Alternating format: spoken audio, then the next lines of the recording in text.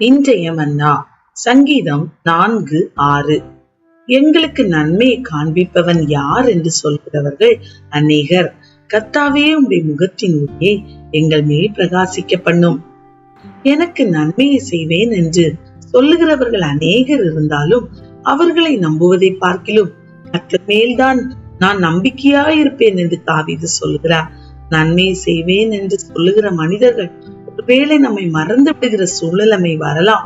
ஆகவேதான் நாசியில் சுவாசமுள்ள மனிதனை நம்புவதை விட்டுவிடுங்கள் என்று வேதம் சொல்கிறது.